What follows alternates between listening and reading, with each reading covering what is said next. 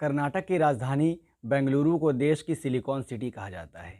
यह नाम अमेरिका के सैन फ्रांसिस्को के इर्द गिर्द फैली सिलिकॉन वैली की तर्ज पर दिया गया है।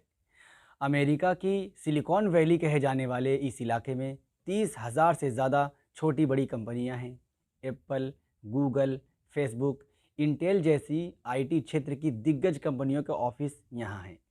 अमेरिका ही नहीं, दुनिया की इकॉनमी पर असर डालने वाले काम इस इलाके से होते हैं और यहाँ कम से कम 15 लाख लोग अलग अलग कंपनियों में नौकरी करते हैं। अपने एम्प्लॉयज़ के लिए सिलिकॉन वैली की कंपनियाँ कई बेमिसाल सुविधाएं मुहैया कराती हैं, जैसे गाड़ियों की मरम्मत या बाल काटने की सुविधा कई कंपनियों के परिसर में ही मौजूद है। कुछ कंपनियों ने ऑफिस में आराम करने और सोने की फैसिलिटी दी हुई है। कई कंपनियां अपने एम्प्लॉयज़ के घर पर पार्टी करने की सुविधा देती हैं, तो कोई अपने एम्प्लॉयज़ के लिए इलेक्ट्रिक कार किराए पर देती है ताकि उन्हें काम करने में आसानी हो। Security camera company Dropcam के बारे में तो खबर थी कि वो अपने ऑफिस में काम करने वाले लोगों को हेलीकॉप्टर में मुफ्त सैर का मौका भी देती है। अमेरिका की सिलिकॉन वैली में काम करने वाले लोग अगर हेलीकॉप्टर में उड़ान भरते दिखते हैं तो इन दिनों भारत की सिलिकॉन सिटी बेंगलुरु में काम करने वाले कई लोगों को बुलडोज़र या ट्रैक्टर पर सवार होकर काम पर जाते देखा गया। वजह यह कि शहर की सड़कों पर इतना पानी भर चुका है कि वहाँ नॉर्मल गाड़ियाँ नहीं चल सकती। बेंगलुरु में इस वक्त जैसा नज़ारा देखने को मिल रहा है, उसके बाद ऐसा लगता है कि शहर को सिलिकॉन सिटी नाम देने में ज़रा जल्दबाजी कर ली गई। सिर्फ आईटी कंपनियों के होने से कोई शहर अमेरिकी इलाके की बराबरी नहीं कर सकता। इसके लिए अच्छी प्लानिंग से शहर को बसाया जाता है। इंफ्रास्ट्रक्चर डेवलपमेंट और कंस्ट्रक्शन काम ईमानदारी से किए जाते हैं।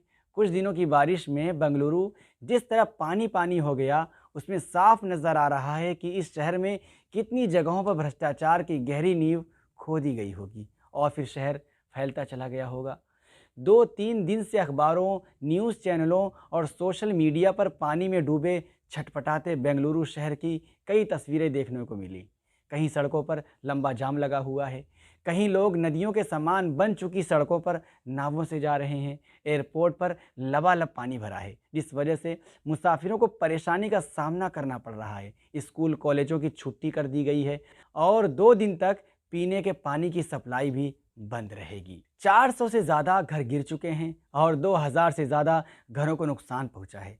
बेंगलुरु के हालात संभालने के लिए सरकार ने 300 करोड़ की रकम जारी करने का फैसला किया है, लेकिन भ्रष्टाचार की जो हालत है उसे देखते हुए यह कहना मुश्किल है कि इसमें से कितने करोड़ लोगों को राहत देने में लगाए जाएंगे और कितने करोड़ नेताओं और अधिकारियों की जेब में जाएंगे। जब तेज़ बारिश लगातार होती है तो दिल्ली, मुंबई, चेन्नई, गुरुग्राम जैसे तमाम शहरों का ऐसा ही हाल होता है। कहीं हालात ज़्यादा बिगड़ते हैं, कहीं कम, लेकिन जनजीवन अस्त व्यस्त हो जाए इतना नुकसान तो हो ही जाता है। बेंगलुरु की तरह गुरुग्राम में बारिश में टापू में होने जैसे हालात कई बार बन चुके हैं। यहाँ भी कई बड़ी कंपनियों का ठिकाना है, ऊंची रिहायशी इमारतें और आलीशान ऑफिसेज हैं, लेकिन बारिश इन इंटरनेशनल कंपनियों की धौंस में नहीं आती। बारिश का सीधा हिसाब है कि उसे ज़मीन के भीतर गहरे तक जाकर समाना है, लेकिन जब ज़मीन पर रहने वालों को पानी की ज़रूरत हो तो ज़मीन पर वो पानी अपने भीतर से उलीट सके। इस काम में नदियाँ, तालाब, झीलें उसकी मदद करते हैं। जब इंसान पानी के इन मददगारों पर सीमेंट की परत चढ़ाना शुरू कर देता है तो मजबूरन पानी को फिर ज़मीन के ऊपर आकर अपना खतरनाक रूप दिखाना पड़ता है। गुरुग्राम हो या बेंगलुरु, बारिश में हमें बीते बरसों में पानी का यही अवतार देखने को मिला है।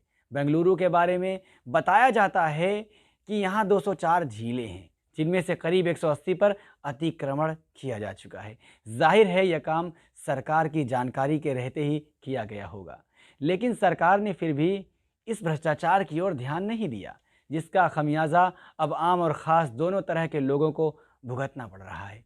जब बारिश का पानी बहकर झील में नहीं जा पाया तो वो सड़कों पर बहने लगा और अब सरकार इसे रोकने के लिए फिर करोड़ों खर्च करेगी।